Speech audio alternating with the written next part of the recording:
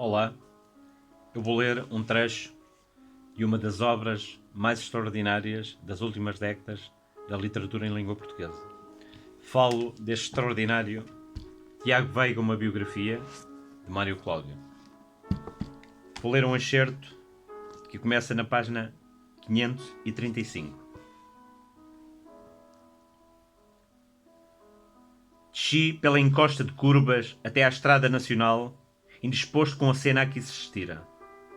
Parecia-me patético aquele esforço de integração em plena área da poesia portuguesa em curso, ou para lá dos muros que a delimitavam, despendido por alguém que nunca definitivamente assumira o estatuto de poeta. E uma compaixão imensa tomou conta de mim, despertada pelo homem solitaríssimo da Casa dos Anjos, aguardando um destino que não iria cumprir-se. As fracas razões que Veiga aduzia em defesa de uma originalidade que duvidava, e motivadas por uma ânsia de desistência a que ele próprio tenazmente resistia, apareciam-me tão credíveis como as de um vendedor de feira, mas tão comoventes como se o resultado da sua aceitação dependesse o sustento de toda uma família. E pouco depois receberia dele um postal ilustrado, uma bela reprodução a preto e branco de A Liberdade Guiando o Povo, de Delacroix, criteriosamente escolhida para me pôr ao facto dos seus amargos de boca.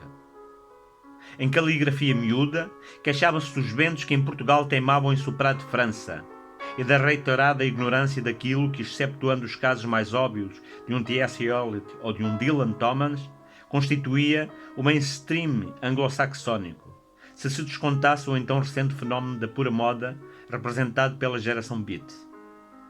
No seu agastamento dirigia Tiago Veiga o potencial das baterias de que dispunha contra o jovem Eduardo Prado Coelho, apostado em render João Gaspar Simões como referido da excelência literária. Mas nem assim, acrescentava o nosso biografado, nos libertaríamos das Pluma da Gália, isto porque Prado Coelho, tão alfacinha como era, e tão denominado pela síndrome da gente conhecida, a que bocejava entre a Faculdade de Letras e o Vavá, que poderia vir a ser, se não mais um beatinho de Paris. Dir-se-ia ultrapassado, porém, a fase de classofobia à escrita que Tiago atravessara e que procurava ele nesses primeiros meses de 1973. Espicaçado pela urgência em se justificar, o nicho onde conseguisse inserir, se acaso se afoitasse a publicá-lo, o que lhe sobrava da poesia que destruíra.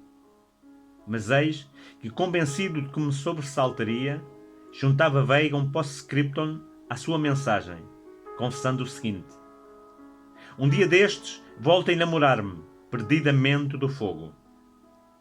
Preocupado em escrever o que me apetecia e acreditando inocente de mistérios em que jamais se misturavam as grandes letras com as questiúnculas da província, irritou-me a sério a paixão com que Tiago Veiga se rebaixava ao pátio das cantigas de Portugal. E nem mesmo eu respondi, a agradecer-lhe as notícias com que honrava ele o aprendiz que, apesar de tudo, eu queria que visse em mim. A alusão ao fogo assolava-me todavia a alma como um pesadelo constante, não se me tornando fácil arredar-me de uma certa imagem em que, hirto no centro de uma corola de labaredas, espécie de Budo estático, Tiago ardia, circundado pelos impassíveis campos de Venada. Não me restou maneira de eliminar o remorso a não ser regressando ao casarão. Fui encontrá-lo muito tranquilo e exibindo um sorrisinho de triunfo que não atinei de imediato a que atribuir. Despojara-se de boa parte dos livros que lhe atrabancavam o estúdio e sentava-se no meio de um conjunto de gaiolas de periquitos que enchiam a tarde com ronfanha algazarra.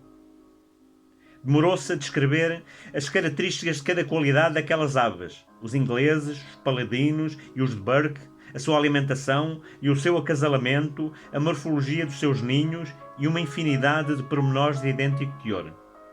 E compreendendo que desejava transmitir-me uma críptica lição, não me atrevi a falar-lhe de literaturas.